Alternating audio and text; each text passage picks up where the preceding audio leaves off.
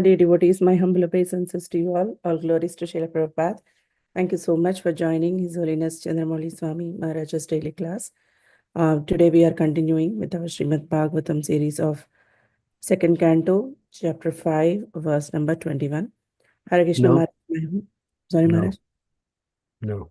Are we doing special class today? Yeah. Okay, great. Yeah, we're doing another verse. Okay. Third canto, Yes, Maharaj. 29th chapter, verse number 37. 29:37. Yes, Maharaj. Mhm.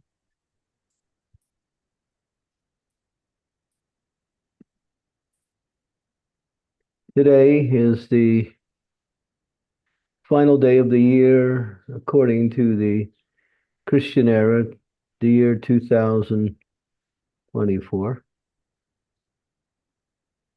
That's in my humble obeisances. All goes to Srila Prabhupada. So we'll go into a little bit of the meaning of the new year. Om Namo Bhagavate Vasudevaya. Om Namo Bhagavate Vasudevaya. Om Namo Bhagavate Vasudevaya. Rupa Beta Spridam Divyam Kalitya Bindiyate Bhutanam Mahat Adinam Yato Binadrisam Bayam. The time factor, who causes the transformation of various material manifestation, is another feature of the Supreme Personality of Godhead. Anyone who does not know that time is the same Supreme Personality is afraid of the time factor. Purport: everyone is afraid of the activities of time, but a devotee who knows that the time factor is another representation or manifestation of the Supreme Personality of Godhead has nothing to fear from the influence time. The phrase Rupa Beda Spridam is very significant. By the influence of time, so many forms are changing. For example, when a child is born, his form is small, but in the course of time, that form changes into a larger form, the body of a boy, and then the body of a young man. Similarly, everything is changed and transformed by the time factor, or by the indirect control of the Supreme Personality of Godhead. Usually, we do not see any difference between the body of a child and the body of a boy or a young man because we know that these changes are due to the action of the time factor. There is cause for fear for a person who does not know how time acts. Om Gyanti Dhammarandasya Gyanajana Salakaya Chaksun Militam Yena Tasmai Shri Gurave Namaha Shri Chaitanya Manobhistam Stapitam Yena Bhutale Swayam Bhupa Kadam Mayam Dadati Swapadantikam Imam Vishnu Padaya Krishna Prastaya Bhutale Srimate Bhakti Vedanta Swaminiti Namini Namaste Saraswati Deve Gauravani Pacharine Nirvisesa Sunyavadi Pastyatya Desatarine Panchakalpa Tarubhischa Kripa Sindhu Vacha Patitanam Pavanebhyo Vaishnavebhyo Namaho Namaha Panchakalpa Tarubhischa Kripa Sindhu Vacha Patitanam Pavanebhyo Vaishnavebhyo Namaho Namaha Jai Sri Krishna Chaitanya Prabhu Nityananda Shri Advaita Gadadhar Srivasadi Gaur Bhaktivinoda Hare Krishna Krishna Krishna Hare Hare Hare Ram Ram Hare Hare. So Krishna says in the Bhagavad Gita, time I am, that's me. So is Krishna time? Well, what is he saying when he says, I am time? He is that factor that creates the material energy that moves everything from one situation to another. Time begins the material manifestation.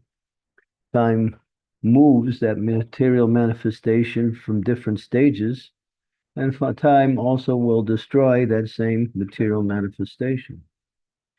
The time is working completely in the material world to create, develop, and gradually destroy everything. So people are afraid of time because they're always trying to create a situation within time that will be permanent, but there's no permanent situation in the material time factor. And therefore, people are always making resolutions or promises. So now here we are, we're on the verge of coming to the next year. Actually, there's only change in one day. What is the change? One day to the next. But we call it a year. We measure it by certain numbers. We're in the Christian era, 2024. For those in India, the New Year is celebrated during Vasant Panchami, or sometimes for Vaishnavas, the appearance of Lord Chaitanya is the New Year. So people have different ways to bring in the New Year, and it's always about improvement. What will I do in this year? What can I promise to do in this year that will improve in my life? And so people make resolutions and vows, and they find that this situation is conducive for doing that. And that is one of the benefits of the time factor, that it allows for certain situations to appear within the movements of time where people can reflect on the past and see how they can improve in the future. And so that we can say that is one of the benefits of the time factor, as we measure time according to certain measurements like days, weeks, years, months, millenniums, creations. There are so many levels of the time factor that are larger and larger. So for a devotee is always thinking, well, how to improve in my Krishna consciousness? What mistakes that I did in the past, or what I'm still doing in the present, that I can now use this opportunity to overcome these mistakes, begin anew, or to develop something that I haven't done before.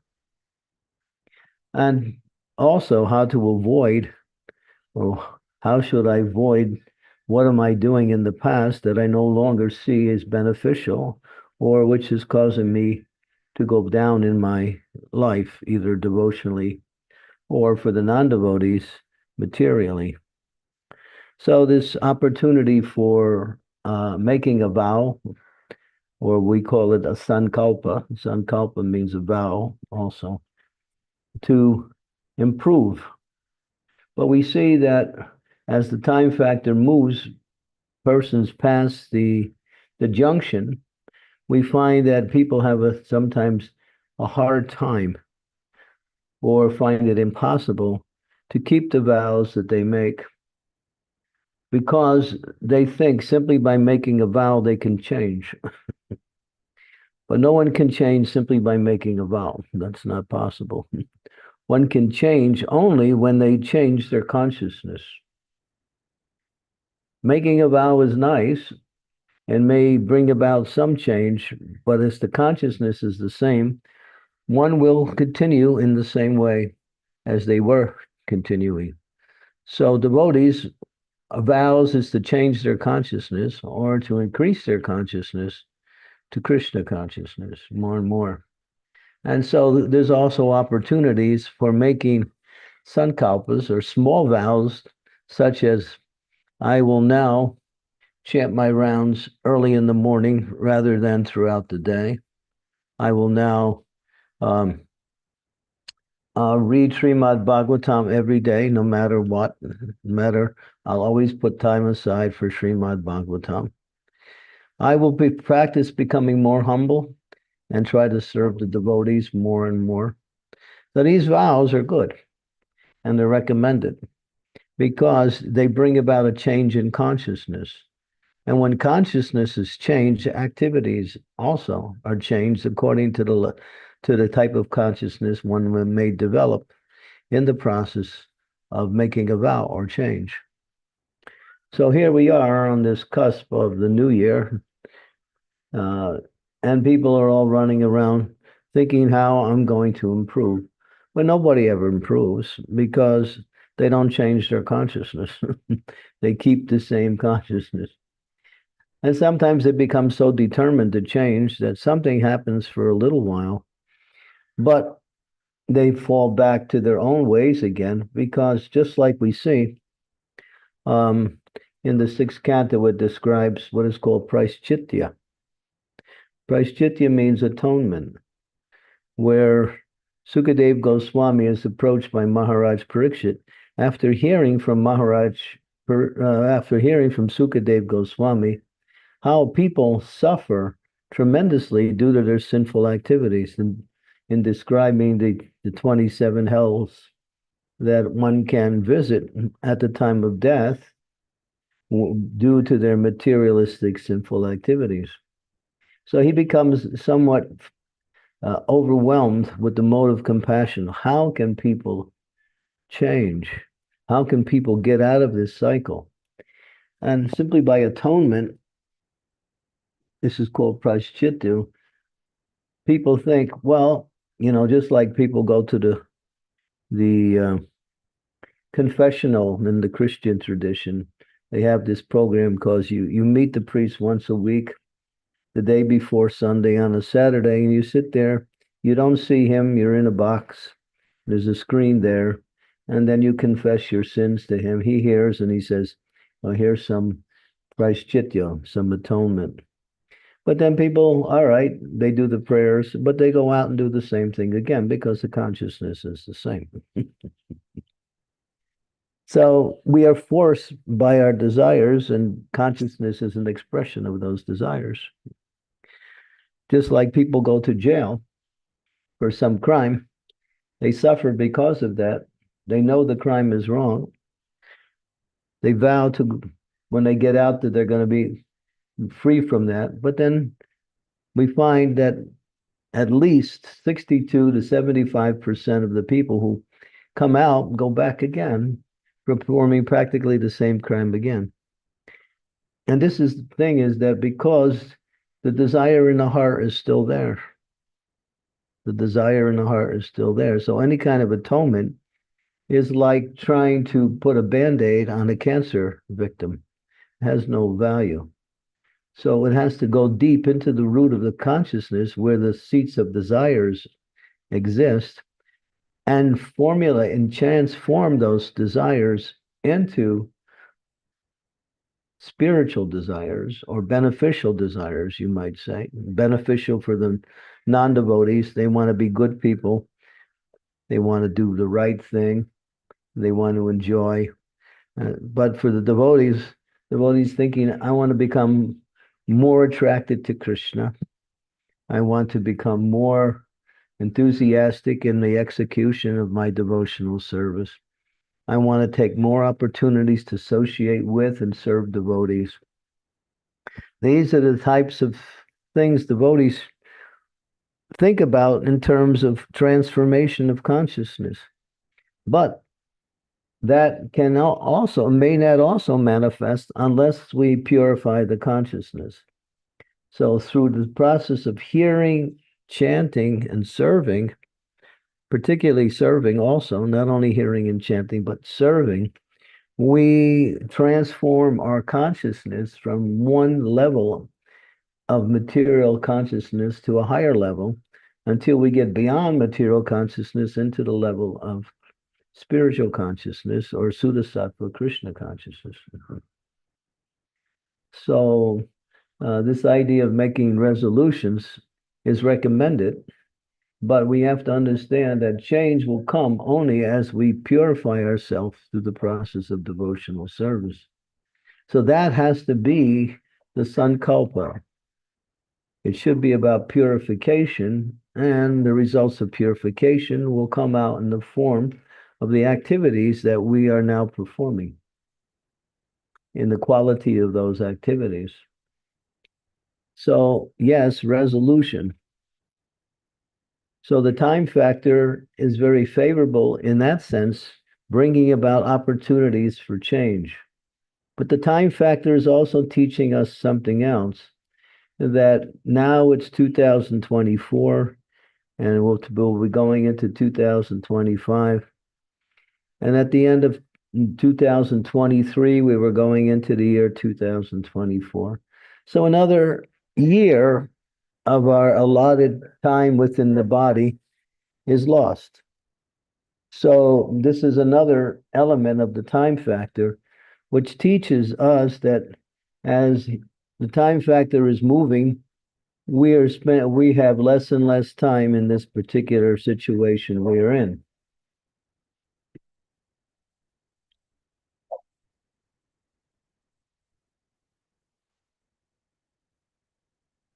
So the element of death becomes also an element of awareness for a devotee, that now, as the time's moving on, I'm coming closer and closer to the end of this body.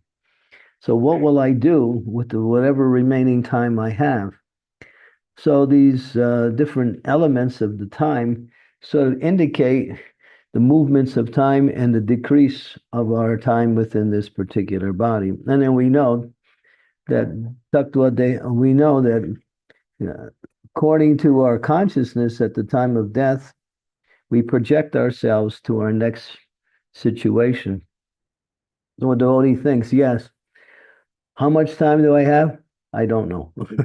But let me use every bit of time in the best possible way to use my time to hear and chant the glories of the Lord, to serve the devotees, to engage in practical devotional service, to worship the Lord in his transcendental form as the deity, and to take only food that will elevate my consciousness towards Krishna, that is prasadam, like that. So all of these are elements of the feature that is indicated by the time factor. So for the non-devotees, the time factor remains fearful.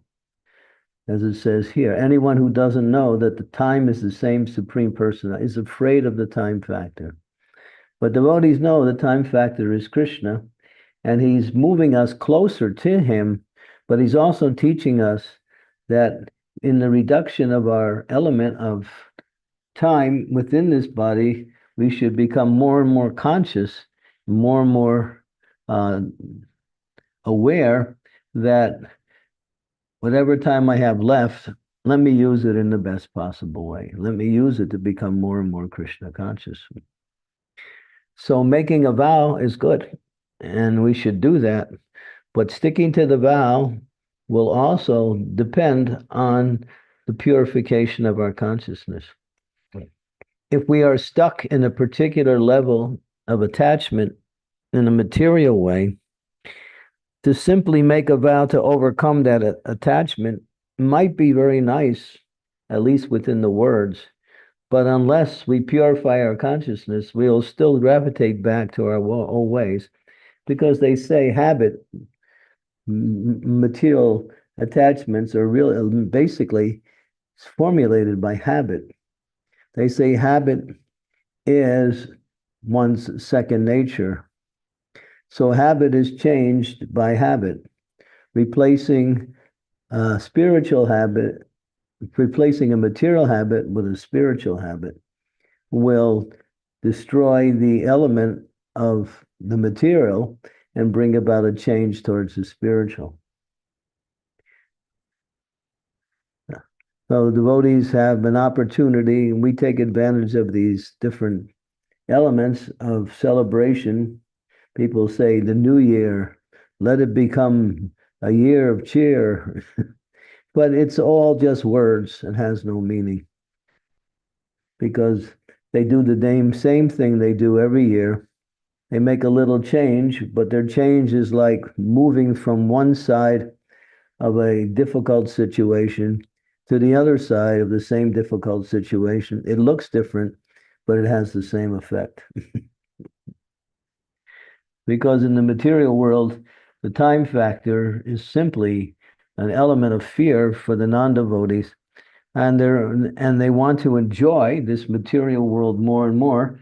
So their vows, their sankalpas, we call them vows actually, are simply about trying to enjoy more in this material world, which is simply contrary to the principle of happiness in the material world. What is actually happiness is to recognize that I am not a material existence. I have a body. Our bodies are also eternal. You might think, what am I saying? Our bodies are eternal.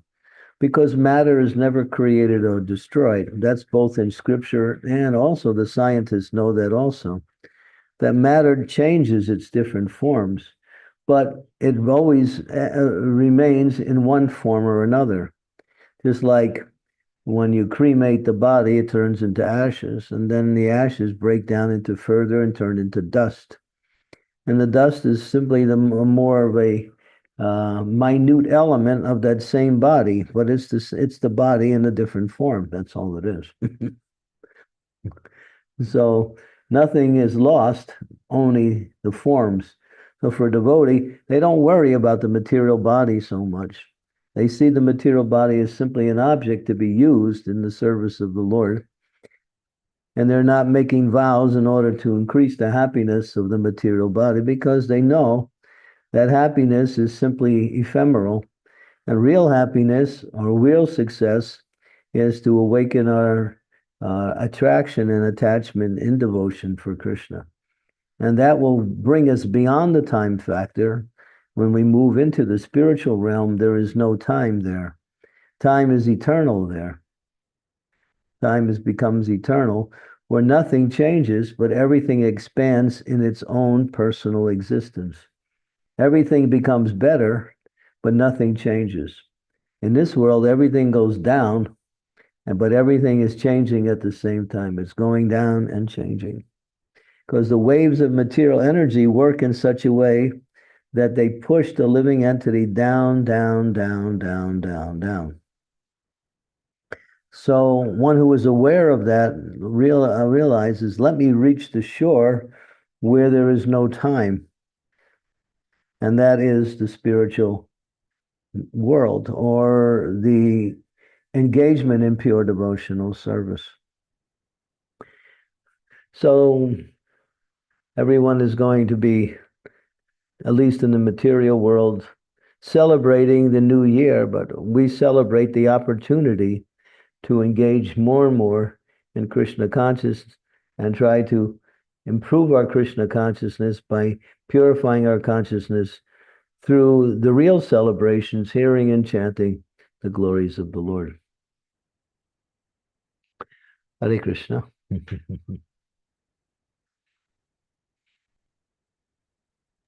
Hare Krishna. Thank you so much. Such a wonderful class.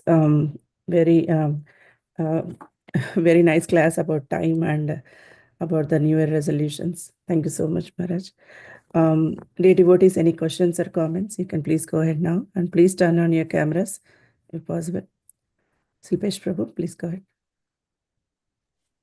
Hare Krishna Guru Maharaj, please accept my humble obeisances. Oh, glories to Srila Prabhupada, oh, glories to the assembled devotees. Guru Maharaj, can we go back in time? There is a way to do that, but what is the purpose? Maybe to change things that, maybe decisions you took that weren't helpful for our sort of spiritual journey or our life. You can't change. You can go back and view the past, but you cannot change the past. The past, as Bhaktivinoda Thakur, is gone. It's what it is. You can perceive the past in different ways, but you cannot change the activities that happened in the past. The perception of the activities is also transformable by your consciousness, because people perceive things in a different way. So some people perceive the past in one way and others in another way, depending on the nature of their consciousness or the nature of their desire. So you can go back in time, but you cannot somehow make a difference by. You can enter into the past, but you can't change it. It'll have the same effect. As a devotee, then, how should we view events in the past? How can we? As opportunities of lessons we can learn in the present. We can see where we were successful. We can see where we fell short. We can see where we made mistakes. We can see how we can be in the same situation we were in the past, now in the present, and act differently or improve our activity. The past is a learning experience. That's why people study history, to learn.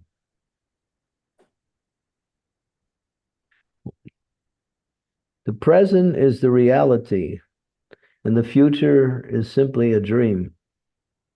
But the future is formulated by the present with understanding the past and acting in the present.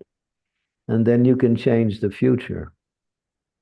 Future is changeable, but that's also part of one's destiny.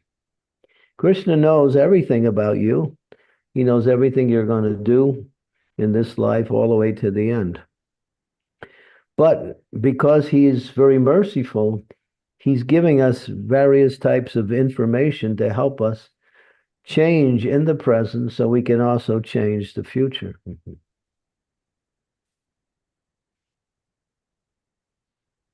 Or make the future more Krishna conscious.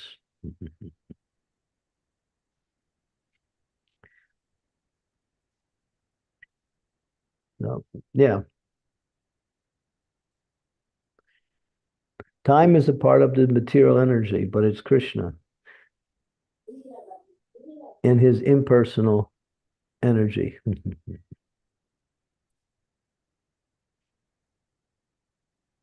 So why do you want to go back in the past? You want to meet some of your ancestors from previous lives? No, I don't know.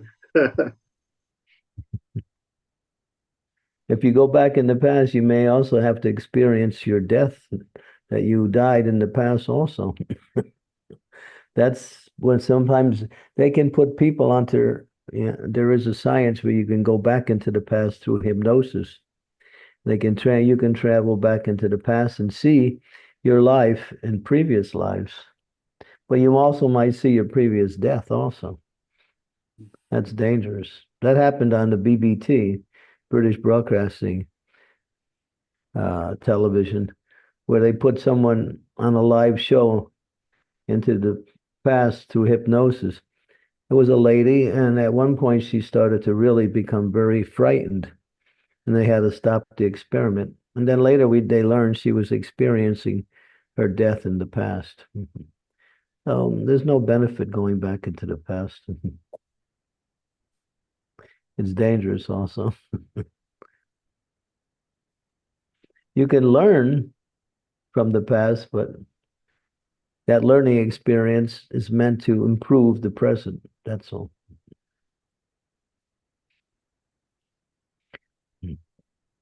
Thank you, Guru Maharaj. Really helpful. Thank you, Yeah. Prabhuji. Krishna Kaviraj Prabhu, please go ahead. Hare Krishna. Please accept my Guru Maharaj, please accept my humble obeisances. All glories to Srila Prabhupada. All glories to you, Maharaj. All glories to all of the Vaishnavas.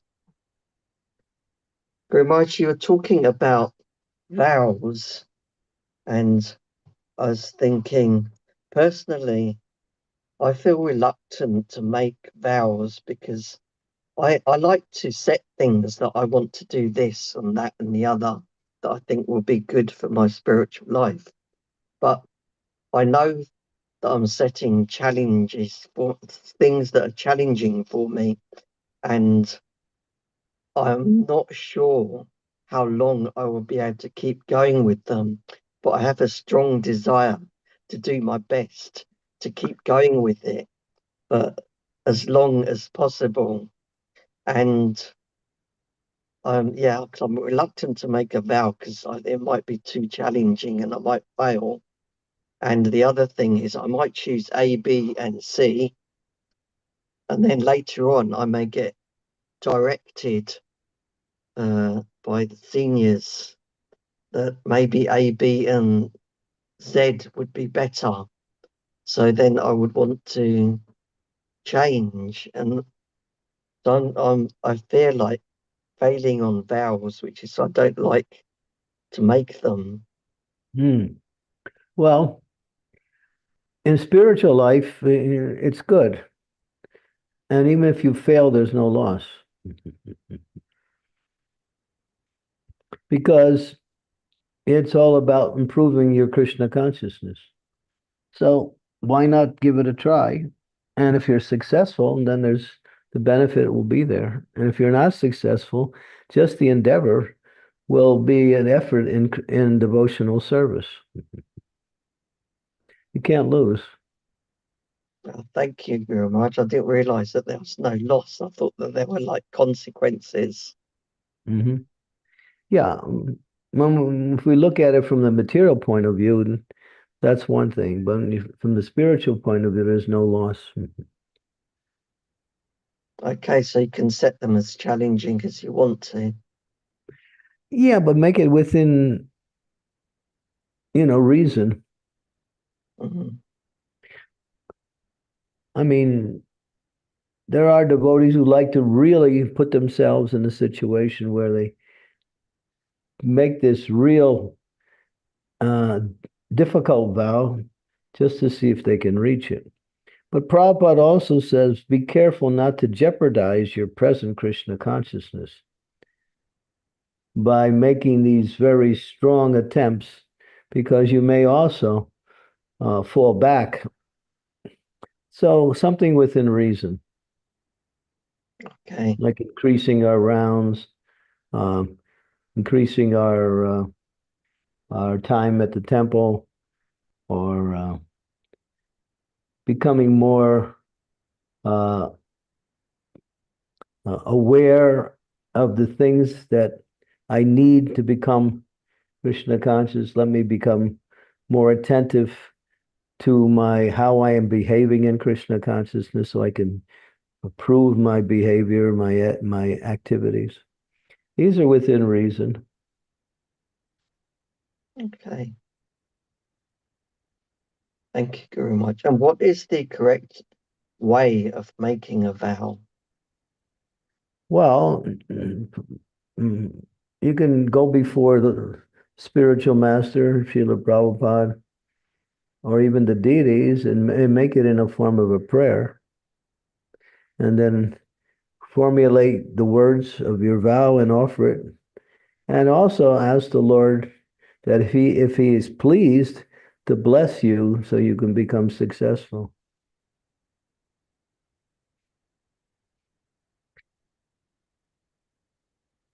Thank you very much, Guru Maharaj. That's helpful. Thank you. Thank you, Maharaj. Sridevi Mataji, please go. Thank you, Shruti. Dear Guru Maharaj, please accept my humble obeisances. All glories to Srila Prabhupada. Speaking of this new year and resolutions and so on, Guru Maharaj, for me personally, I don't make any resolutions because I know I'm no good at keeping any resolution I've made so far.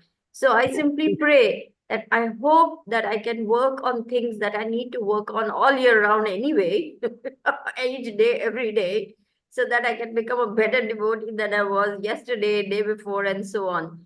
So for me, it is more about keeping to a good routine and sticking to early morning rounds and things like that. For example, now there's going to be a great big bonfire and kirtan and prashadam and dance and drama and this and that, beginning at 7, going on till midnight. And I am like, no way. I'll probably not even go, or maybe go for maybe an hour so that I come back home and sleep at my regular time so that I can wake up properly and do what I normally do. Yeah. Is that being antisocial or not wanting to, be with the crowd and things like that? I went to that same bonfire you talked about last year. That's with Vaikuntha Nitai, right? Right. Yeah. It's a grand celebration. They'll have kirtans, they'll have drama. Jaipataka Maharaj may also come, which he did last year. You meet a lot of nice devotees. That's one of the things that I found. So I didn't see anything wrong with that because it's all centered around Krishna consciousness. But if you feel that it's going to interfere with your routine and you want to make sure that doesn't get challenged in any way, then you may reconsider. But you I don't got have my to. celebration today morning when I got invited for lunch and met nice devotees and all that good stuff, Guru Maharaj. I went for kirtan in the morning, and I think that's enough celebration for me. I need to sit down and read for the night and do other things. I'm just saying to myself, okay, maybe I'm antisocial or whatever, but I think it's important for me to stick to my routine so that tomorrow morning, January 1st, I'm not sitting there regretting a late night. Yeah. Well, there's also one thing which is an unwritten rule, but it's mentioned that whatever you do on the first day of the year will set the pattern for the rest of the year. Mhm. So if you do a lot of preaching on the first, that will indicate your service in the rest of the year. If you do kirtan, that'll indicate. So devotees talk about that, and I've also experienced that too in my own life. So I put the first day of the year as a more important than concluding the year with some kind of celebration.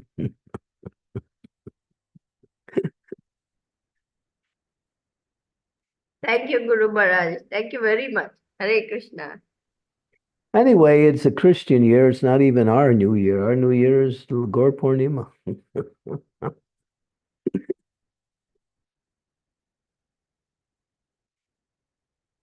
Yes, Maharaj. Thank you so much. Yeah, even I was thinking in the same way that anyway, it's a calendar year change. So why should we give so much of importance in celebrating just for a calendar year change? Yeah. What are we celebrating? We're celebrating the celebration. That's all. Yeah, but when you are in between some kirtan programs for the new year and all, that is nice, right, Maharaj? In Dallas, here every year, the last 3 days of the December, they celebrate with Kirtan 50. It's like That's 50 nice. hours of Kirtan. Yeah, I've done that also. That's nice. Yeah. So if you stay past midnight and you're doing kirtan, that's the beginning of the New Year's, and that'll set the pattern for the rest of the year. Yes, Maharaj. And January 1st, we have a big celebration here. There is a flower festival for the deities, Radha Kalachanji. And That's very nice. Yeah, that's all in line with increasing our bhakti and worshiping the Lord. yes, Maharaj. Yeah. Thank you. Amritanam Mataji, please go ahead. Krishna Guru Maharaj, please accept my humble obeisances. Glories to Srila Prabhupada. Glories to my wonderful Vaishnavas here. So, Guru Maharaj, just before asking the question, so I just wanted to say that from last 3 years, from last 2 years, I think this is the third year, I'm trying to celebrate this so-called, we call it English New Year, but I'm trying to I'm trying to be at the spiritual place. I try to turn it to a yatra in this time so that I stay in that consciousness, because 31st is always, a hard consciousness around me. So I try to stay in some dham during that time. Good. So that helps. Yeah. Yeah, So, that's so Kumar, my question was, we have heard that sannyasis, they don't, actually this comes from Shastras, So sannyasis don't stay at one place for more than 3 days or something like that, not for a longer time, to preach. So is it because they are fixed in their consciousness, and because they uh, preach even the karmis or the non-devotees, they don't want to get the association, they want to give the association, that is why this time frame is fixed? No, that's part of the reason, but it's not the main reason. The main reason is not to get attached to anything. Okay. Being detached from persons and situations. Our connection with the people and the situation is to something to offer something and not get comfortable or not get what we say developing a bodily relationship with some of the people, which can happen in a prolonged stay at a place. Getting comfortable, getting familiar. So, and of course, the idea to travel and preach keeps your consciousness strong. You're focused. So Gurmaharaj, the sadhakas, how do we take this if we are in the association of non-devotees? As the sadhakas, how should we take this when we are association with non-devotees? I mean, how long we should keep a time frame with them? I sometimes feel like sometimes we overdo with karmis, and then their association come along with us. Well, as far as devotees concerned, they're not interested in associating with the karmis. But if they find themselves in that association, they're giving their association by giving something of Krishna consciousness to these people. We're not there to take anything. We have nothing to take from the non-devotees. We have everything to give to them. Devotees have everything, and we're there to give. We're there to give them a chance to come closer to Krishna. That's the reason we may take that type of association, but not for our own personal gain or pleasure. Mm-hmm. Right. Thank you, Guru Maharaj. So Guru Maharaj, I was in Jagannath Puri Dham, just came today, and had wonderful darshan of I was in Jagannath Puri Dham for the first time, so I had wonderful darshan of Jagannath Ji. And Well, you're in Puri right now? You're in Jagannath Puri now? No, I came back to Mumbai just now, just before a few hours. Oh, okay. That's nice. Jagannath Puri is not part of the material world. It's the spiritual world manifested in the material world. Jagannath Puri it's one of the more powerful of all of the holy dhams. It's the place of Lord Jagannath. It's shaped like a conch shell.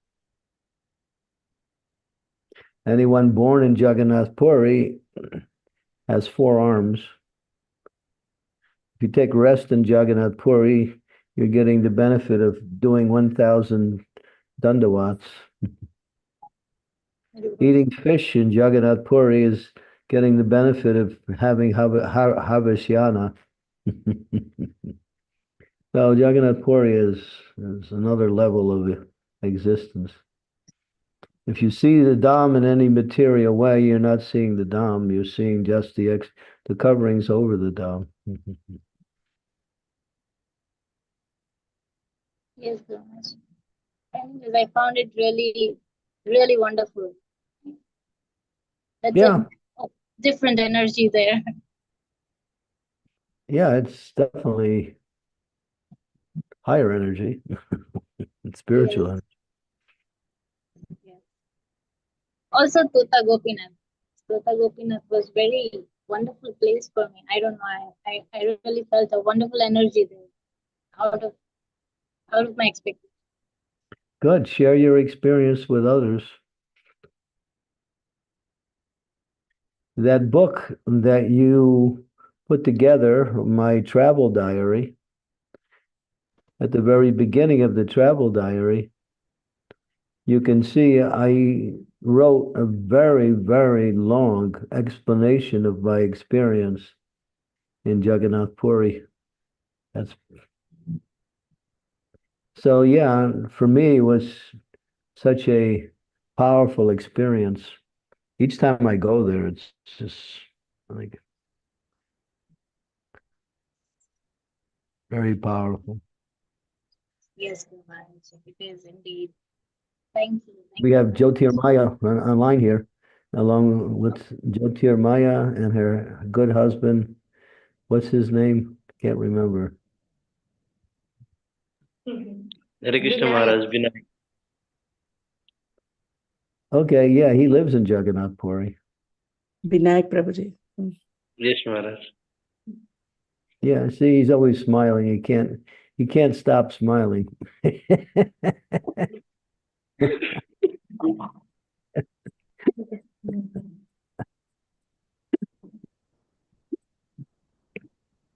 Jagannath's very merciful. Sometimes we say Lord Chaitanya is merciful, but Lord Chaitanya is merciful. He is Namo Mahavandhanaya. But Jagannath's mercy is interesting because Lord Chaitanya's mercy is really felt through the chanting of the holy name. But Jagannath's mercy is felt through eating Jagannath Prasadam.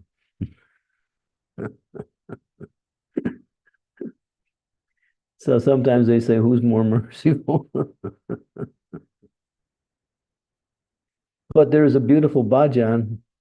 He who is Krishna, he who is Gaur, is he who is Jagannath. You know that bhajan?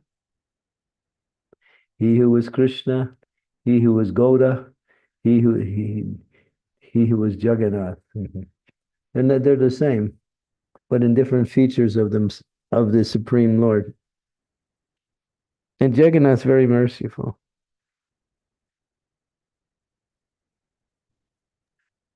Yes, Guru Maharaj.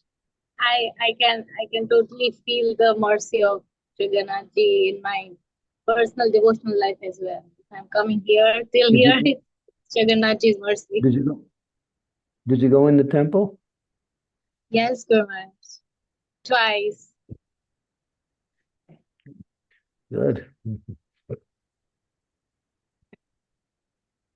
If you read my narration in that book, you'll hear many wonderful experiences that seemed like miracles, but they were just the transcendental activities of Lord Jagannath. I'll catch that, Guru Maharaj. I'll even post in God Family as well. They're wonderful. Yes. Thank you, Maharaj.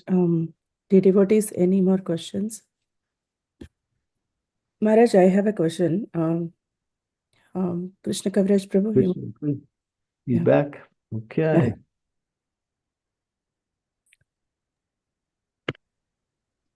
Hare Krishna Maharaj, you're speaking with Sri Devi Mataji, and she was expressing her concerns about joining the New Year's Eve celebrations. And I feel that I have like the opposite viewpoint because I just see it as 7 hours of wonderful devotee association, great kirtan, great prasadam, great Krishna consciousness celebrations. Yeah. And the only difficulty I have is I'm like equidistant from 3 ISKCON temples and 2 ISKCON centers.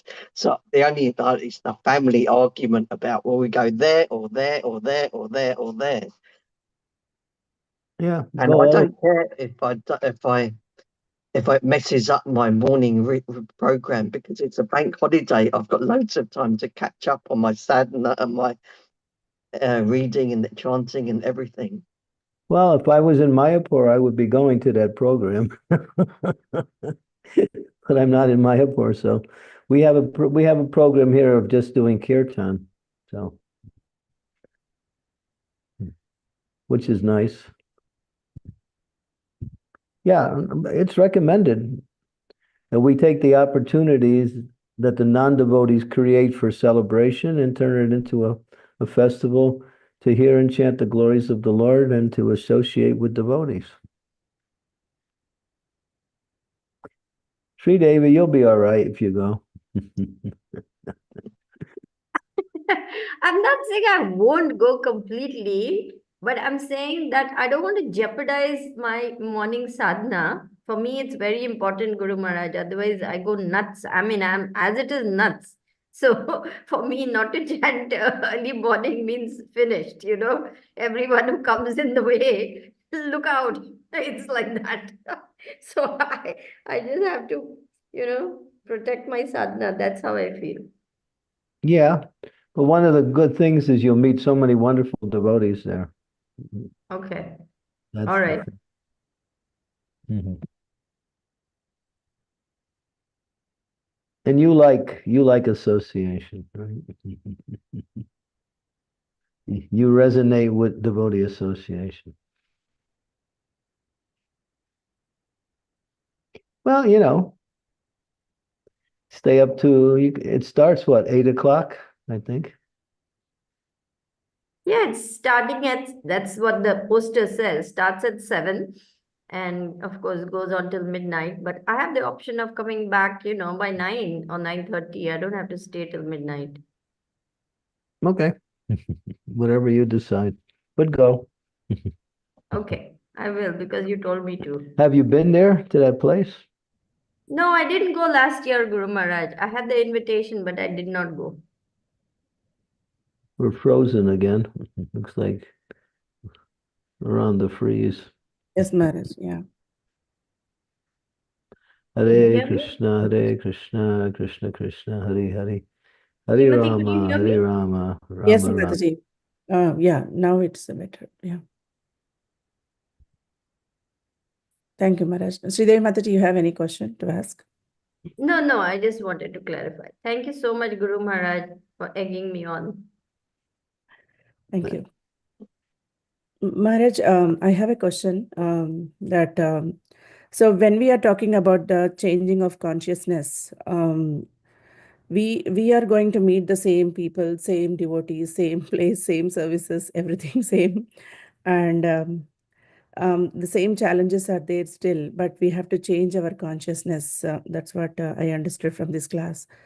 So, so how to be You have to improve, consistent? not change, but improve. That's all. Yeah. Okay. So, how to be consistent in this? Yeah, as you said, like we all fall back from our resolutions or vows, whatever we take, will not be consistent until we improve our consciousness. So, any tips? It's a feature of a devotee. Yeah. Can you hear me? Mhm. Yes, Maharaj. Yeah. Yeah, the feature of devotee is every moment they're trying to think how to improve. It's not like something we do in a particular time period. We're doing it all the time. Yeah. Every minute, how to improve in our becoming more Krishna conscious, becoming more aware of Krishna, becoming more reflective on what is our anarthas and how to overcome them, enhancing our successful activities by becoming more absorbed into them. The devotee is every minute thinking how to become more and more Krishna conscious. It's not that we need an occasion to do it. Yes, Maharaj. That's true. Yeah. So we have to make a conscious effort all the time. So that's how we will improve, right, Maharaj? Yeah. You can think of Krishna or you can think of something else. You have that choice every minute. Yes. Thank you so much for this topic today, because it's very important to meditate on this one going into the next year. Thank you so much, Maharaj. Veronica, Okay. Veronica Mataji, please go ahead. Hare Krishna, dear Guru Maharaj, please accept my humble obeisances. All glories to Srila Prabhupada. Thank you very much for being here every day. As you were saying, it's important to understand that we must be this thinking about improving every moment, and that made me think about myself. This last year, I was going on a lot of changes, and could it be that for me, in this case, to make an improvement is to go not that fast? Because sometimes we think to go fast in some changes, and it is improvement. But I think if we feel tired, maybe it's not so good.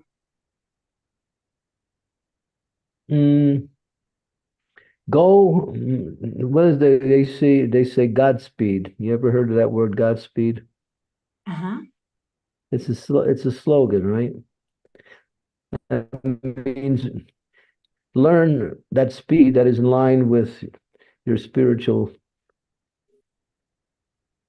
connection with Krishna. Godspeed. It's another.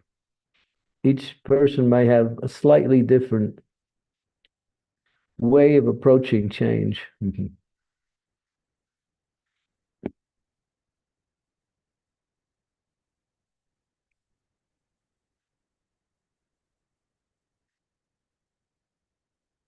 Don't wait till you get burnt out and then change. That's the school of hard knocks, where you keep going in the wrong direction until you finally bottom out, you crash, and then everything becomes really difficult. And then all of a sudden you have to change because there's no way to go the same way you were going anymore. So, they say Godspeed, right? It means work at the level where you are effective in doing whatever you're doing for Krishna.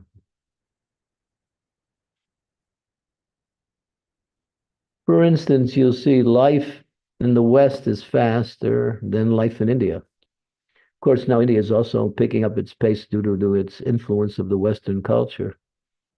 But generally, people are slower in doing things, in personal interactions, because people are more connected to themselves, and they're also more connected to God. So then life is tendency in a comparative way is always slower. Fast pace really means being pushed by the mode of passion. But also one can accelerate their activities according to how much they get absorbed in those activities. The more you're absorbed in it, the faster you'll go. Automatically. So that people know, and you all experience the different, how people in India, or people are more inclined to the Vedic culture, the spiritual culture, are more slower in doing things because they're more thoughtful. Whereas people in the West are more pushed by the mode of passion, and therefore they're driven by that mode. And you see when they talk so fast.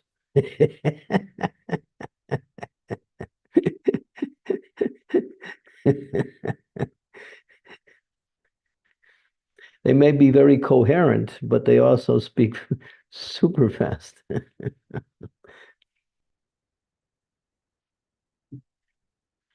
You see, Colin. So work at the speed that works for you, and don't be influenced by others who want you to be like them. Work at your own speed, but you should make sure that you're going forward and not standing in one place. That's another thing. Don't go so slow that you're not doing anything. You're not moving.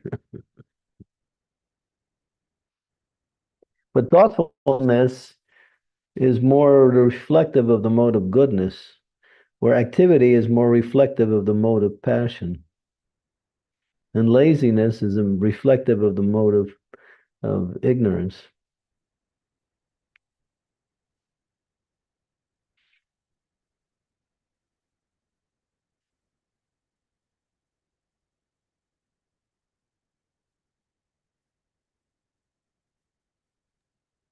Okay, any other questions?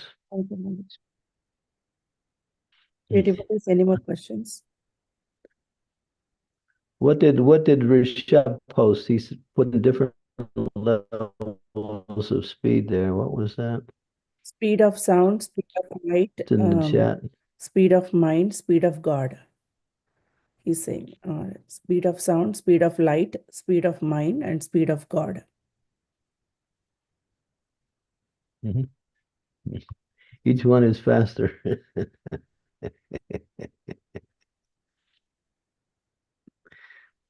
Speed of light is 186,000 miles per second. Speed of light, speed of, what's the next one up? Mind, speed of mind. Mind.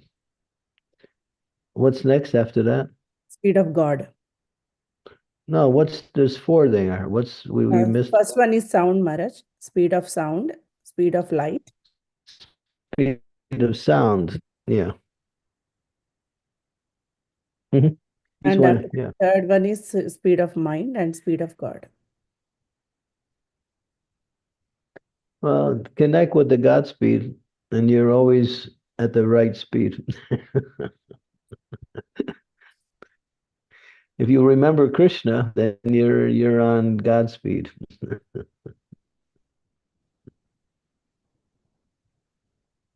He's asking how is light after the sound, as sound is more settled. I'm not so good at sound. I know light is 186,000 miles per second. I'm not sure of speed of sound.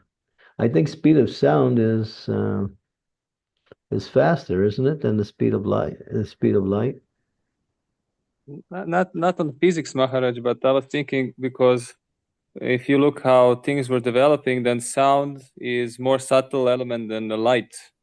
Yeah. So I'm just thinking like how is then light faster than the sound?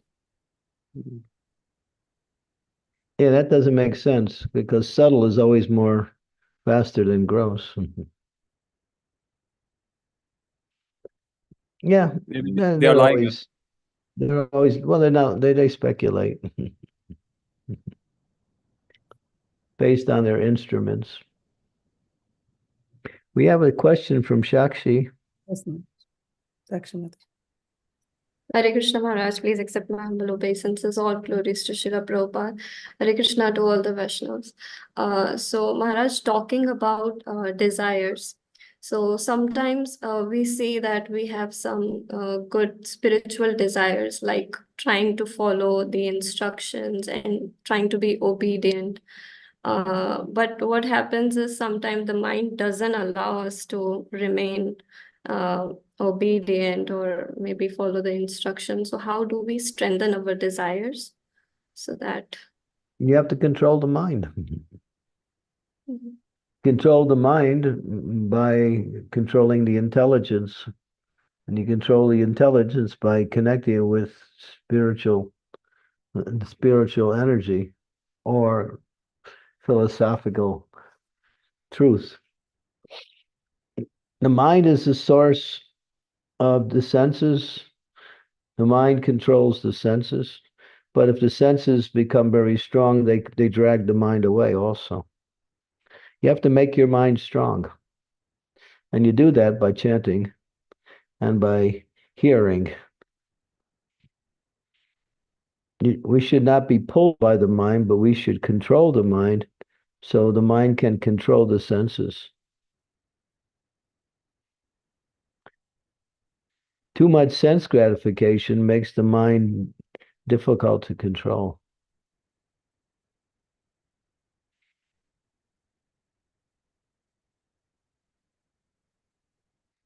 Thank you, Maharaj. And don't eat a lot of sweets either.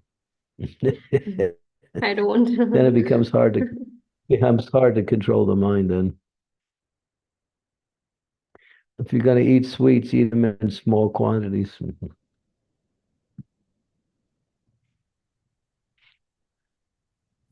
Thank you, Maharaj. Thank you, Maharaj. The devotees, Is that correct? No one's saying anything. Hector, what do you think? Marge, I don't know. I don't eat too many sweets. Yeah, so good. You seem like you're in control.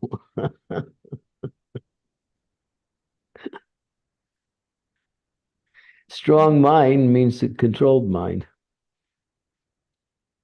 And the more you give the mind sense gratification, the more it becomes uncontrolled.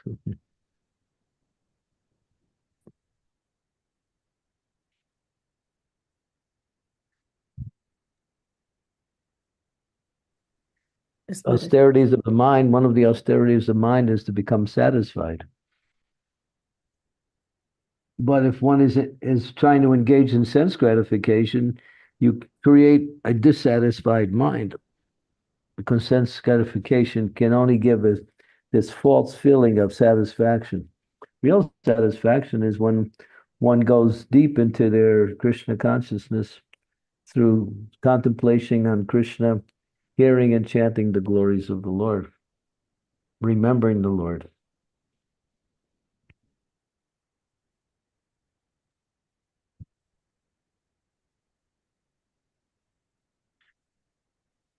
Thank you, Maharaj. Rishabh Prabhu, please go ahead. Maharaj, when I'm preaching on the streets, I'm just seeing these people that are so destroyed. They are like zombies, like destroyed by too much working and then don't have any energy. Destroyed by video games, by the media. They're just like their brain is like not there whatsoever. Yeah. So Prabhupada observed the same thing. He called them the walking dead. like there's no life in them. And I was thinking this what you said, that the mind is not able to control if we have too much sense gratification. Is it possible that the mind can be destroyed by fear, traumas, and all other such things, disturbances? Yeah. Yeah, fear will make the mind fall into the element of uncertainty. Uncertainty is the results of fear. What will happen? What will happen? What will happen?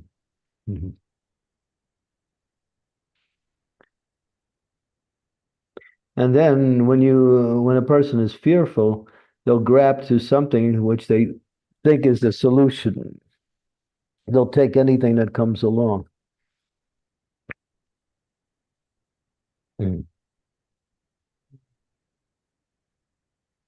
When people were locked down during the COVID time, people were very fearful.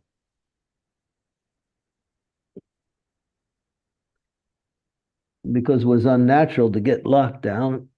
And at the same time, the uncertainty about what was happening in the world was so strong that, people were dying simply out of fear. I'll give you there's a story. It's an anecdote where one man, he lives in a town, and he's walking along, and he notices on the very outskirt of the town, there's a very tall man dressed in black. Strange. So he walks over to the man, and he's curious, and he says, well, who are you? Man said, I'm Death. I've come, and within the next month, I'm going to take 500 people from this town. And so he's listening, and he gets quite fearful. And so he leaves, and then he starts spreading this news that, death has come and 500 of us will die in the next month. So after 1 month, 500 people didn't die, but 5,000 people died, not 500. So death is still standing on the outskirts. And he comes up and he says to Death, you said you were going to take 500, but you took 5,000. He said, no. He said, I took 500, but 4,500 died out of fear.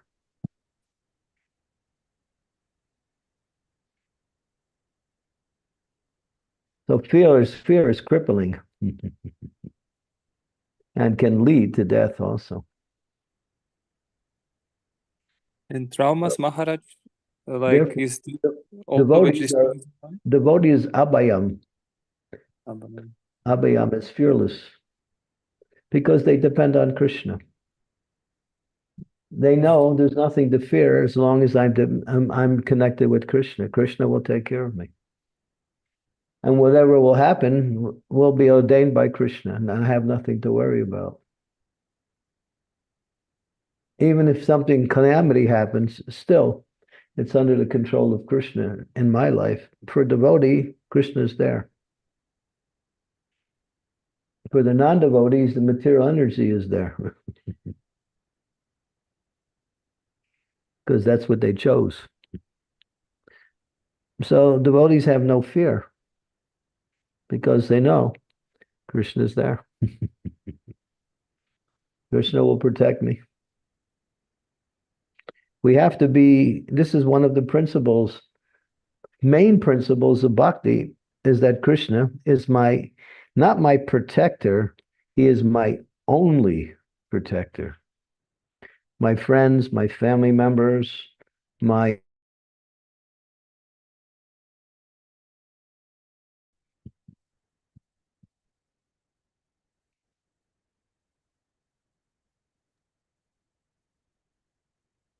Hare Krishna. We missed the last part, Maharaj. You just froze and you were just. I already feel fearless just listening to Maharaj. Yeah, there's nothing to fear. Yes. But don't be foolish. Stay within the bounds of proper behavior, but never be fearful, knowing that Krishna is always there.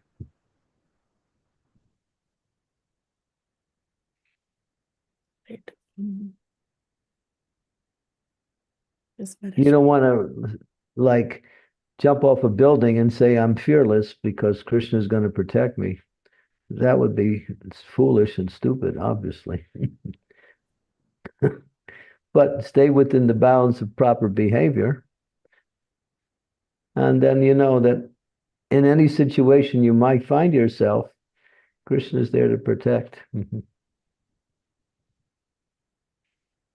And the more you remember him, the more you can feel his presence.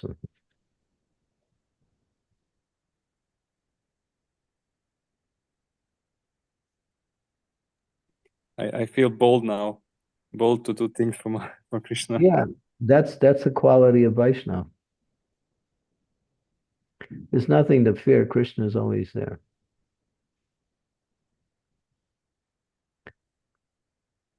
That boldness is our enthusiasm in our service.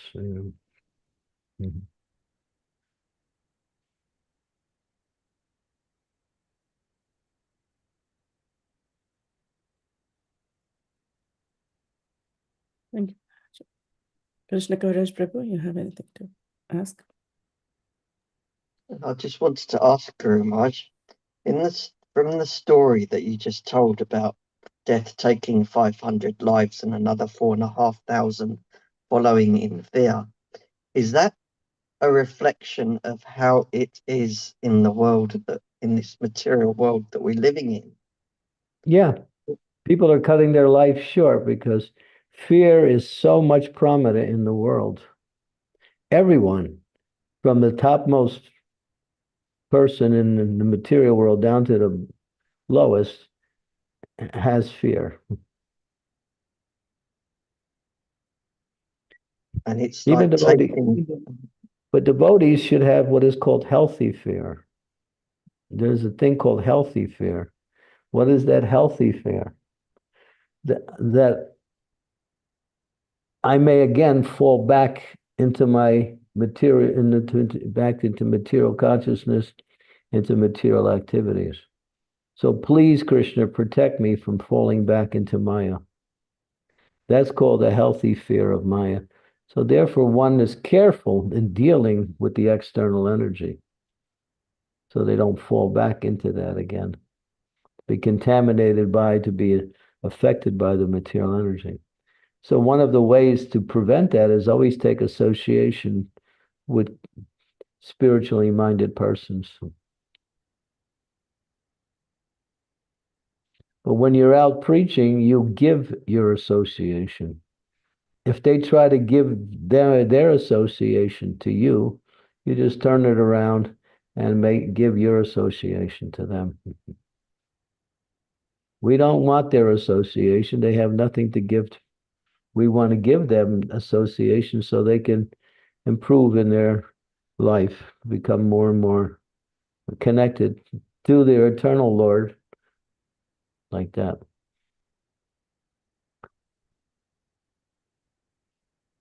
Thank you, Guru Maharaj. But you have to be strong in your own Krishna consciousness, not to be affected by those who are non-devotees.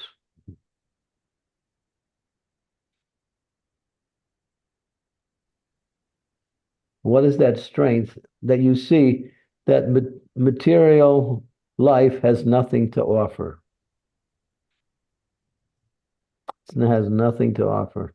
I'm not interested. They may be rich, they may be talented, they may be successful on whatever they do, but it's all Maya.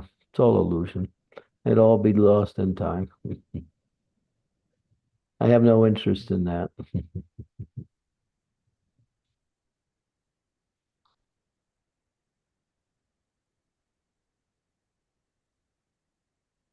Thank you, Maharaj. Ekta Mataji. Hare Krishna Guru Maharaj, and to all the devotees, please accept my humble obeisances. All glories to Srila Prabhupada. A few minutes ago, Maharaj, you said the more you remember Krishna, the more you feel his presence. I wondered if you could share a little bit more about that. I find that when I've reflected more about Krishna's hand or how he's orchestrated things in the day, then I can definitely feel him more. So it's tangible, but I wondered if you could share a little bit more about that. Well, I think it's self-explanatory, because remembering Krishna is associating with Krishna. That's one of the angas of bhakti. To smaranam is to remember Krishna. There's different stages of smaranam, there's different degrees of smaranam, but in any degree of smaranam, there's the element of Krishna's presence. Smaranam is one of the executions of the 9 angas. Shravanam, Kirtanam, Smaranam. It goes, first is Shravanam, Kirtanam, Smaranam, Padasevanam, Archanam, Vandanam, Dasyam, Sakyam, Atmanivedanam. They actually work in consecutive order like that. So Smaranam is a result of Shravanam and Kirtanam. The more we become fixed in Shravanam Kirtan, the more Smartam develops. And there's 5 levels of Smartam all the way up to Samadhi. So, and there is a great soul that's connected with the perfection of each of these 9 angas. For Smartam, it was Prahlad Maharaj, who simply absorbed himself in remembering the Lord. And despite all of the attempts of his father to kill him, nothing happened. Couldn't touch him because he was so deep in remembering the Lord that he was with the Lord, simply by him remembering the Lord.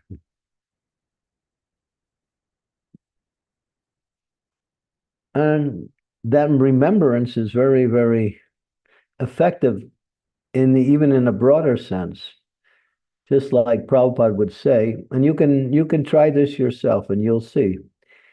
Prabhupada said, if you remember the lotus feet of the Lord, you will never be impeded in any of your execution of devotional service. As soon as you remember the lotus feet of the Lord, you'll always be successful in the execution of your devotional service. Nothing will impede that. So Krishna is with us in different elements on how we approach him, and especially Smartam. It's a feature of success in our Krishna consciousness. Therefore, in the Mahabharata, which is mentioned in the Chaitanya Charitamrita, there's a verse that says there's only 2 rules and regulations in Krishna consciousness. Out of the 64 rules and regulations mentioned, 2 cover all 64. What is that?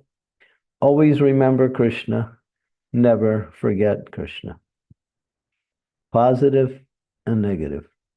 Don't forget him, always remembering. So therefore, that verse, it sums it up. You can find that verse. It's in, I think we brought it up a few days ago. I think it's Chaitanya Charitamrita, chapter 22, verse 113. Which section, Maharaj? Adilila? Or No, I'm sorry, Madhya. can you repeat the chapter number again, Maharaj? 22, 113.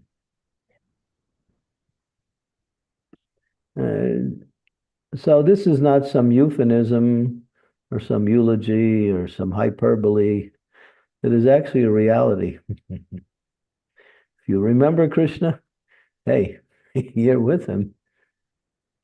Yeah, this is it. Smartanav Satatam Vishnu Smarta Bhavya Najatu Chit Sarva Viri Nisheshan Shur Eta Yor Eva Kinkaram. You want to read? Krishna is the origin of Lord Vishnu. He should always be remembered and never forgotten at any time. All the rules and prohibitions mentioned in the Shastras should be the servants of these 2 principles. Yeah. You can read on a little bit. Yes, Maharaj. This verse is a quotation from the Padma Purana. There are many regulative principles in the Shastras and directions given by the spiritual master. These regulative principles should act as servants of the basic principle, that is, one should always remember Krishna and never forget him. This is possible when one chants the Hare Krishna mantra. Therefore, one must strictly chant the Hare Krishna Maha Mantra 24 hours daily. One may have other duties to perform under the direction of the spiritual master, but he must first abide by the spiritual master's order to chant a certain number of rounds. In our Krishna consciousness movement, we have recommended that the neophyte chant at least 16 rounds. This chanting of 16 rounds is absolutely necessary if one wants to remember Krishna and not forget him. Of all the regulative principles, the spiritual master's order to chant at least 16 rounds is most essential. One may sell books or enlist life members or render some other service, but these duties are not ordinary duties. These duties serve as an impetus for remembering Krishna.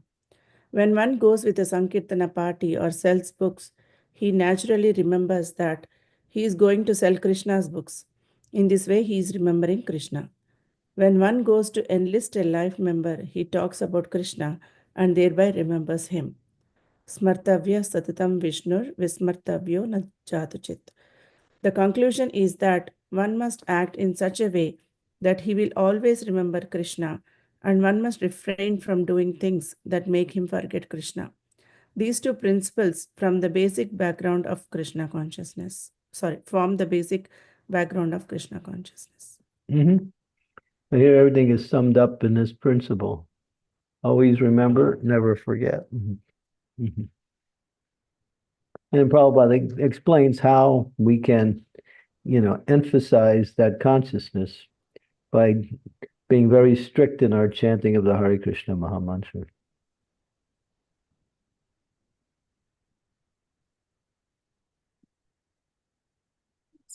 Thank you so much. Mm-hmm. Ekta Mataji, is it okay? Or...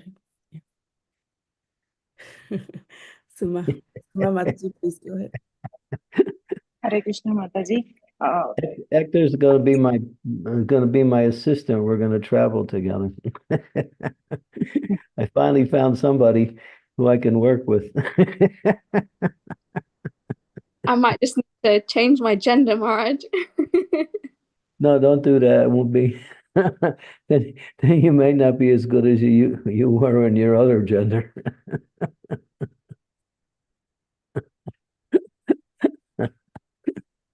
Anyway, you'll be my constant consultant when I need something.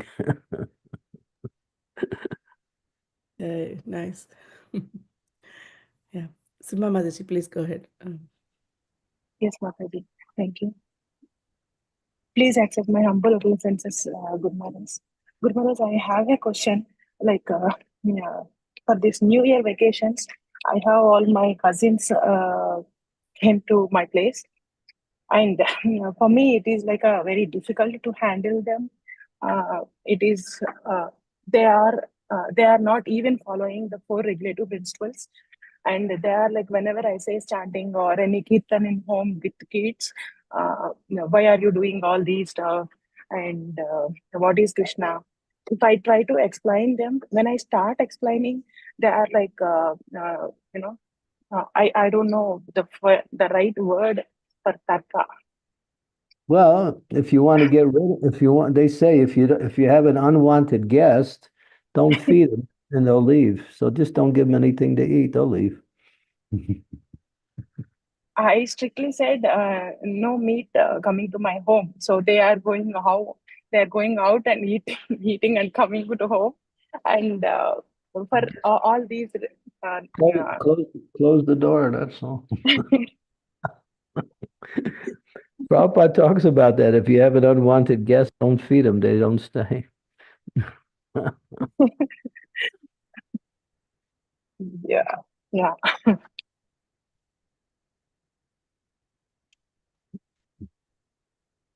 Oh, okay, Maharaj. I like how to handle them when they have more questions in the spiritual side. When I said, okay, come with me, I'll meet one of my Matajis, so she can explain very well. Maybe I am not, not that level to explain you to satisfy your questions and everything. They are like, no, we don't want to come. Well, if they're not interested, what can you do? Or you could just, if they're there, you can just pick up a book and start reading about Krishna consciousness, and then they'll either go to sleep or they'll leave, either one. You can preach to them by reading to them. That way, you're giving them directly from the Guru, from Krishna. Okay. Yeah. Oh, Guru Maharaj, yeah, thank you. Good luck. Just 4 days I have to bear. Otherwise, just give them your house and leave. That's all. Then you come back after 4 days.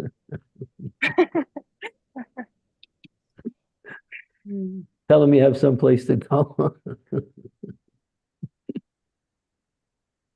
Bring them to the temple, Mataji.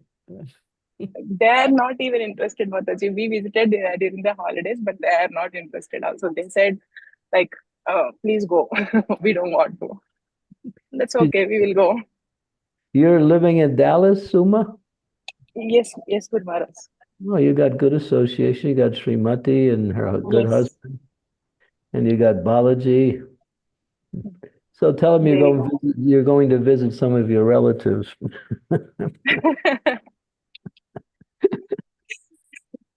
Your spiritual relatives. Yeah. You have to do something so people don't drag you down. That's the point. As a devotee, we don't want to accommodate Maya just to be nice to someone. That's not our program. And you're not helping them either. Yeah. Okay.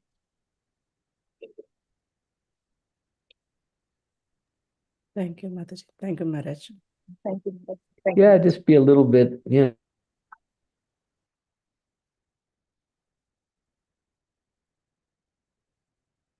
Krishna.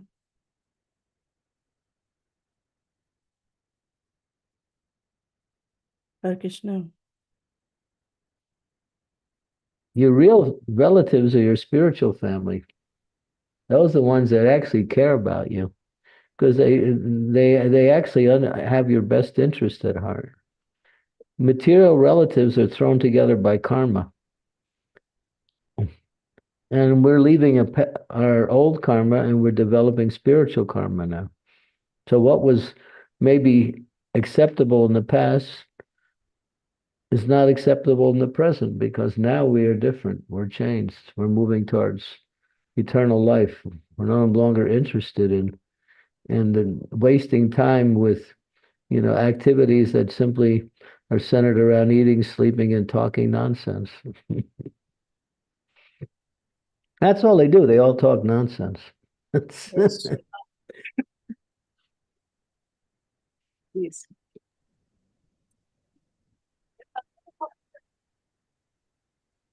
Yes, Maharaj. Thank you so much. Suma Mataji, hope that helps. Yes, Mataji. Yes, Mataji. Thank you. Krishna Kaviraj Prabhuji. Krishna, thank you. I wanted to ask a question following up from Ekta Mataji's question. I've been reading from the Sri Mana Shiksha, such an awesome, amazing book. And I remember reading from one of the commentaries, and it took in regard to remembering, and it said that first we should remember a spiritual master, then we should remember Lord Gauranga, then we should remember Radha Krishna. And I wonder if you could help put some flesh on that so we can put it into practice. It becomes easy to remember Radha Krishna when you approach Radha and Krishna through the spiritual master and to the incarnation of the Lord in this age, who is teaching the mood of Vrindavan, which is the mood of Radha and Krishna. So it's a gradation of approach, which makes the approach, what we say, doable.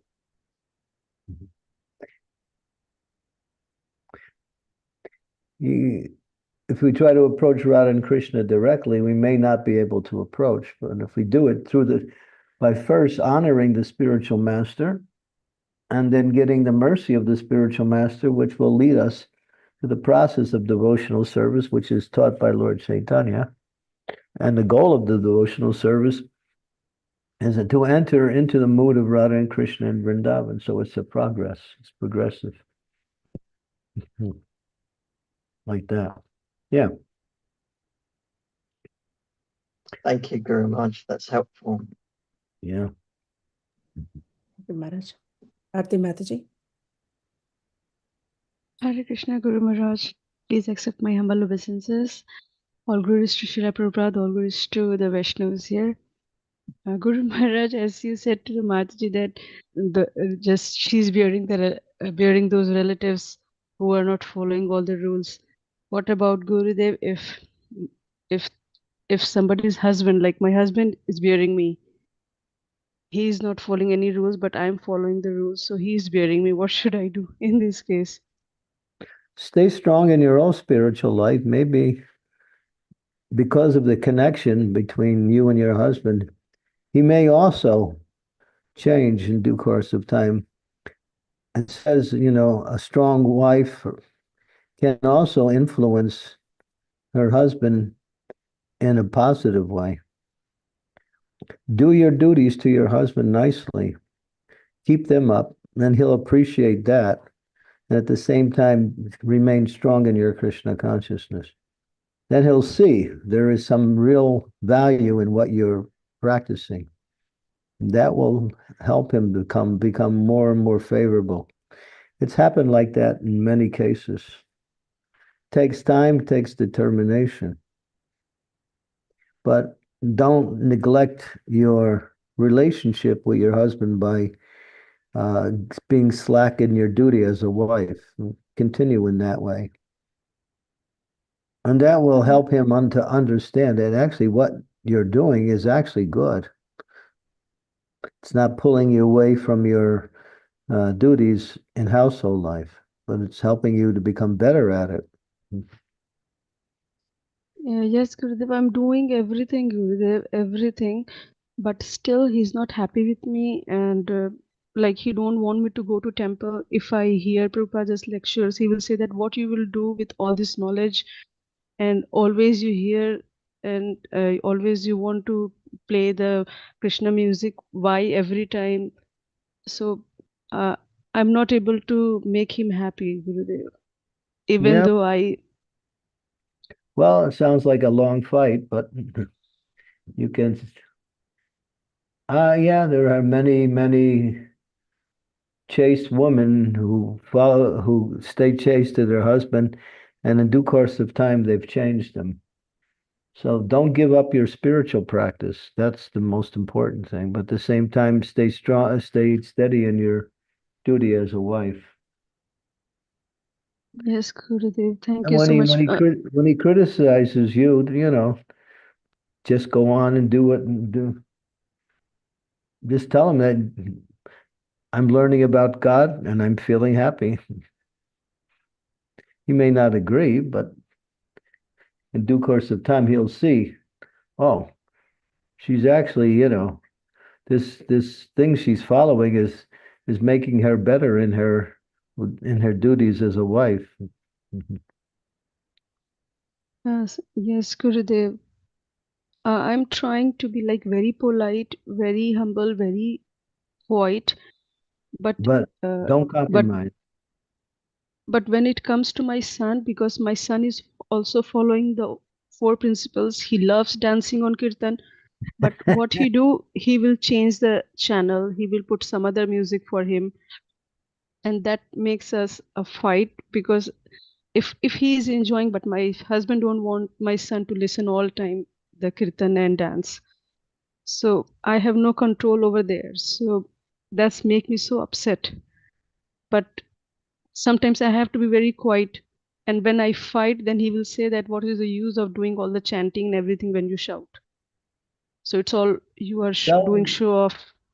Yeah, because just tell him you don't understand. It's all about God, and because these are the things that connect us with God, and we're happy. We're experiencing our relationship with God more and more through these things. And so you can also speak to him respectfully, but without compromise. Tell him what you're experiencing. Tell him why you're doing what you're doing. He may not agree, but the thing is, after some time, of course, there is other ways that you can slowly change him, and that is, don't tell him, but bring him prasadam from the temple. I do, Gurudev. Every time when I go, I bring the Charnamrit for him. He And takes. yes, he take, and always I feed him prasadam. He do, but when he eat meat and we eat the prasadam, so like I offer the rice. Is it okay, Gurudev, when like he's eating his non-vegetarian food and he asked me the rice, because the rice is the common thing. So should I give him the rice or not? Because he said that don't give me the prasadam when I'm eating the non-veg food. I don't like this. Tell him the rice will make it taste better. It will. But anyway, you stay respectful, but stay fixed. And Yes. he'll change after some time. It may take you a while to get him to change. But the fact is It is. your son likes it too. So the fact that he's surrounded in one sense. Yes, Gurudev. How old is your son? He's just 7, Gurudev. And he is like on spectrum, but he loves Kirtan so much. And he can't stop dancing and jumping when he hear Kirtan. He's so happy when he is hearing Kirtan. You can show your husband, look, our son's becoming happy. And when you put on that other nonsense music, he doesn't become happy. I wish he could speak, Gurudev. He don't speak, so my son also compromised when he changed the music. He always changes the music when he's dancing on Kirtan. He always do that. So does your husband work? Yes, Gurudev, he works. He's an engineer and he's feeding us. So That's why. All right. So when he's not around, just give your son as much Krishna consciousness as he can handle. Yes, Gurudev. So I thought of like the whole like you said that the whole day we keep on doing the chanting because we don't get time. So I thought of like I prayed to Krishna and to you before going to bed, and because I don't want to put alarm, the alarm wakes my son too. So I prayed to Krishna that please wake me up by 4 so that I can complete my chanting. And I Good. wake up by 3:30. So I finished my Yeah. chanting. Just no matter what he says, don't give in. That's all. But still be respectful. Just I have to hide everything from him, Gurudev. Like if I'm chanting, I have to hide from him. Because if he Well, sees me chanting all day, he will be like, now he will just pass comment. I know he will do something. he's Indian or Western? He's Indian, Gurudev, and he is born in Kolkata. Oh, no wonder. Bengalis, yeah. You can talk to Dheeraj there. He has the same problem as you do. Are you Bengali also? No, Gurudev. Even he is not Bengali, but he's brought up is in Kolkata. He knows Bengali, but he's not Bengali. Oh, okay. Where's he from? Bihar? No, Gurudev, he is from Sultanpur. It's like 20 kilometers away from Ayodhya. Oh my God. Oh, yeah. And I am from Varanasi, Gurudev, Kashi. You're from Kashi. You're more of a Mayavadi than he is in terms of birth, anyway.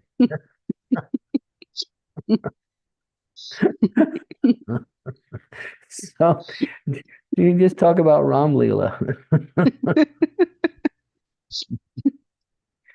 And on his birthday, give him a gift of the Ramayan. He reads Srimad Bhagavatam, Gurudev. He is on 4th canto. He's reading on his own.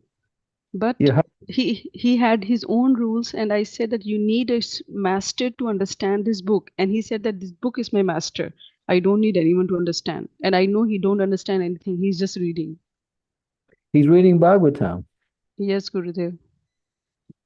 I don't think you have too much of a problem. You just got to learn how to dance around all of his statements and just keep going. He's mix of everything, Gurudev. I don't understand my husband. Since I came to Krishna consciousness, he has changed a lot.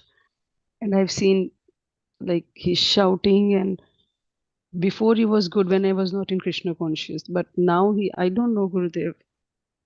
Yeah, he's threatened. He's thinking Krishna consciousness will take away his sense gratification.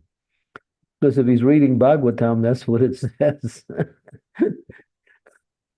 Yes, Gurudev, and a kind of like there's a big change in my lifestyle also. Like I don't like going outside. I don't like the friends gathering. I don't like to take pictures and post pictures before I do all this, but now I don't really like doing all this. So he's like, Good. you are becoming old. You are not watching movie with me. You are not taking pictures. So I really don't have any interest now. Sounds like he's enamored by the Western, decor. He just jumped into the Western world, and now he's thinking, "Wow, this is like, Swargaloka." Yes, you are right, Gurudev. Maybe this is influencing him so much. Anyway, pray the Lord Nrsingadev to protect you. Just give me the mercy, Gurudev. Please give me the blessing so that I can be strong in my spiritual activity, and I can make my son to be stick in the same Krishna You, conscious. you'll win in due course of time if you stay strong in your practice. Eventually, you'll come out victorious, but it might take time. It has been 4 years, Gurudev. I'm struggling, and finally I got you after 4 years of struggle. Good. Well, the only way I can guide you in your struggle, because to live in the material world, and especially to live with a materialistic person, for a devotee is really a challenge to their Krishna consciousness. But that challenge can force you to become more Krishna conscious. That means you have to become stronger in your own spiritual life in order to maintain your spiritual life, because you're being resisted. So just like I know, like there are people who we preach to in jail, but because they're in jail, their Krishna consciousness is very strong, because if it's not, then they're influenced by the atmosphere of the jail. By the strength of their Krishna consciousness, they're able to somewhat stay free from the influence of the environment of the jail, which is very miserable and hellish and dangerous also. So yeah, don't give up. I wish you the best. You can talk to Dheeraj also every once in a while, and he'll give you some strength, and you can give him some strength. You can strengthen each other, because he's going through the same thing. But I can see over the years he's actually becoming stronger and more fixed in his Krishna consciousness, and he's able to practice more openly now than he was years ago. So Yes. your husband will have to give up his resisting you after some time if you stay strong. Yes, Gurudev. And Thank you so much, Gurudev. if he's reading Bhagavatam, I mean, that's amazing. Gurudev, and I started listening Bhagavatam from you. I never read the Bhagavatam. I started listening from you, and I keep on telling me every time when I hear something from you, and I will tell him that this is what it's saying, and maybe this makes him insecure. A man ego came there that he don't want to hear from me, and he sometimes say that you don't know much. You think that you know very like more, you have more knowledge than me. Yeah, There is a man ego, I think. Tell him, I'm not saying I have more knowledge than you, but I'm getting knowledge from the source of knowledge. Therefore, I do have more knowledge than you. If I feel Gurudev, he's I'm taking it insecure from- sometime. As he says that you got a guru, now you are chanting and your life is good, you will go to heaven, and this kind of, he passed the comments to me. So I will say that why don't you also go and find a guru?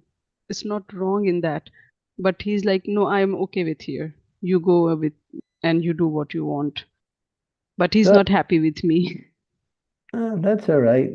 Whether he's happy or not doesn't matter. Just keep going. Yes, Gurudev. Thank You don't you want so to much, patronize. Gurudev. You don't want to patronize ignorance just so he can be falsely happy. He'll be really happy in due course of time when he actually understands what this Krishna consciousness is about. Yes, Gurudev. I Many wish. many husbands that were changed. Don't worry. You're just one of many women who have gone through the same situation and have stuck with it and have become successful. Talk to Sita Rani. I know she here today, Sita Rani? Her husband was a first-class demon. First-class demon. But she didn't give up and she was victorious. Yes, Gurudev, Her please. fight was nothing like what you're going through. You can talk to Sita Rani. She's from Croatia. Okay, Gurudev. She comes on Just the thing sometimes. Yeah, talk to other ladies that had similar experiences. Mhm. yes, Gurudev. Thank you so much, Gurudev, And for your also mercy. you're in the Farmington Hills area, right? Get Yes, Gurudev.